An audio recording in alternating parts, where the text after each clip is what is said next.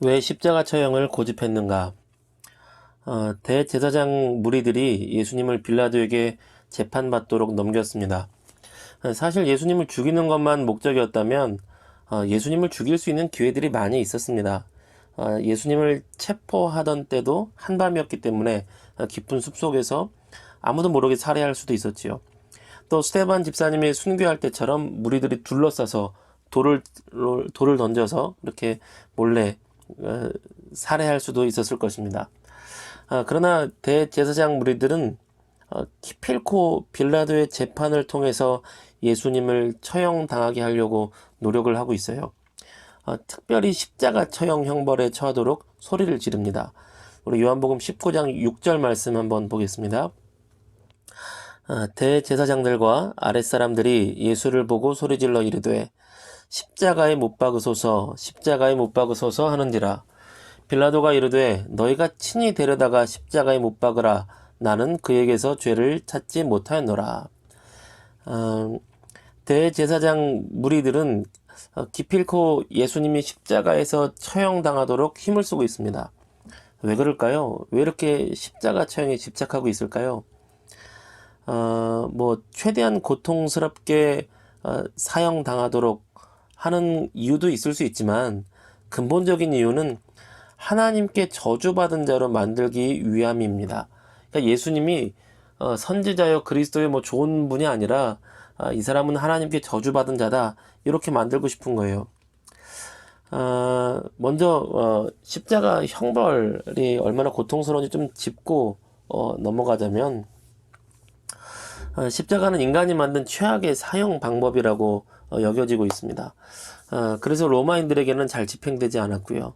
구테타를 일으킨 정치범들에게는 그랬지만 십자가 처형이 왜 그렇게 고통스럽냐면 바로 죽지 않는다는 데 있어요. 즉사하지 않습니다. 손과 발이 못에 꿰뚫려서 나무에 박힌 채로 며칠을 살아있다고 해요. 일주일도 가고 열흘 정도도 살아있다고 합니다. 그런 상태에서 40도가 넘는 낮 온도에 또 밤에 추운 날씨에 그렇게 며칠을 피를 흘리며 매달려 있다 보면 몸에 당연히 이상이 있겠죠. 과다출혈이 있으니 두통도 있고 호흡곤란이 오고 심장 이상이 생기고 또 경련도 있고 고열도 있고 여러 가지 고통이 찾아오는 상태로 그렇게 7일 동안 또는 열흘 동안 아파하면서 죽어가는 것이 십자가 고통이라는 것입니다.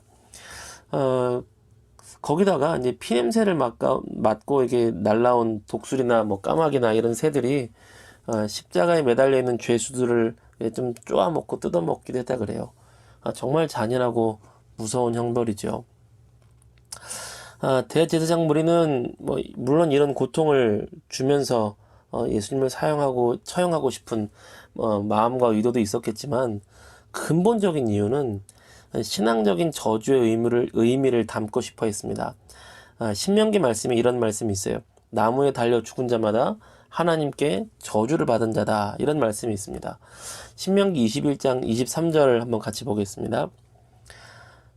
그 시체를 나무 위에 밤새도록 두지 말고 그날에 장사하여 내 하나님 여호와께서 내게 기업으로 주시는 땅을 더럽히지 말라. 나무에 달린 자는 하나님께 저주를 받았음이니라. 다 아시겠지만 십자가는 나무입니다. 십자가는 나무죠.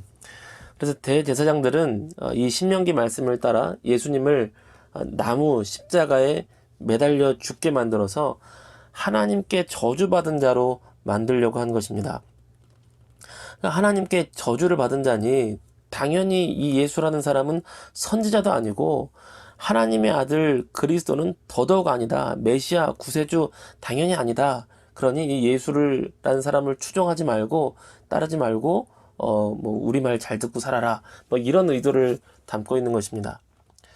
자, 그럼 결과는 어떻게 되었죠? 이렇게 악랄한 계획을 가지고 죄가 없는 무죄한 예수님을 처형하려고 계략을 짰는데 결과는 어떻게 됐죠? 하나님께서 적극적으로 개입하셔서 대제사장 무리를 벌하시고 예수님을 딱 살려주시고 예수님의 영광을 높여주시고 그러셨나요? 아닙니다. 그러지 않으셨어요. 그들의 악독한 계략이 그대로 이루어져서 예수님께서 십자가에 달려 죽도록 놔두셨습니다. 악한 자들의 계략이 득세하고 또 예수님을 따르던 무리들이 울며 흩어지도록 그냥 놔두셨어요. 그러면 또 하나, 신명기 말씀을 그대로 따른다면 예수님은 하나님께 저주받은 자가 되어야 되거든요. 그럼 예수님 정말 하나님께 저주를 받았을까요? 아니면 하나님의 아들이시니까, 사실은 죄가 없으니까 저주를 받지 않는다, 무효다 이렇게 하셨을까요? 우리는 그 예수님을 편들고 싶은 마음이 있죠. 예수님께서는 결코 저주를 받으시면 안 된다고 이렇게 편들고 싶은 마음이 있으실 것 같습니다. 저도 그랬고요. 어쩌면 베드로도 그런 마음 때문에 그 마태복음 16장에서 보면 예수님께 십자가의 죽음은 결코 없을 것입니다. 막 이렇게 소리치기도 했던 모습이 또 그런 마음이었을 것 같습니다. 그런데 성경 말씀은 우리의 기대와는 다르게 예수님께서 십자가 사건으로 저주를 받으셨다고 말씀을 합니다. 그런데 십자가 사건으로 저주를 받는 것으로 그냥 끝나버리는 것이 아니라 하나님께서는 인류의 모든 죄악으로 인한 저주를 그리고 그 심판을 예수님께 쏟아버리시는 일로 바꾸셔서 사용하셨다는 거예요. 그러니까 예수님께서 나무에 달리셨으니 저주를 받아야 되는데 원래 죄가 없으시니 대속의 제물로 예수님을 받으셔서 인류가 받아야 될 모든 저주와 심판을 받는 구원의 길로 바꿔서 만들어 버리셨다는 것입니다. 갈라디아서 3장 13절 말씀 한번 보겠습니다. 갈라디아서 3장 13절입니다.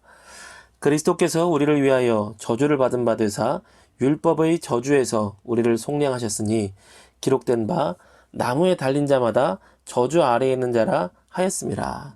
아멘. 예수님께서 우리를 위하여 저주를 받은 바 되셨대요. 저주를 받으셨대요.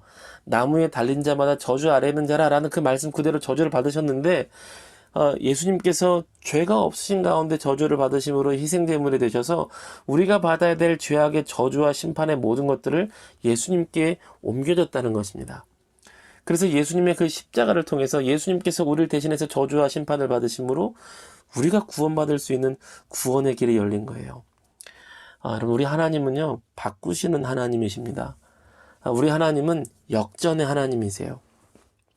이 악한 마귀의 영향력 아래 있는 자들의 그 계략을 다 바꾸셔서 역선시키셔서 온 인류를 위한 구원 계획으로 바꿔버리신 것입니다. 역전시키셨어요. 우리 하나님은 모든 일을 합력해서 선으로 바꾸시는 분이십니다.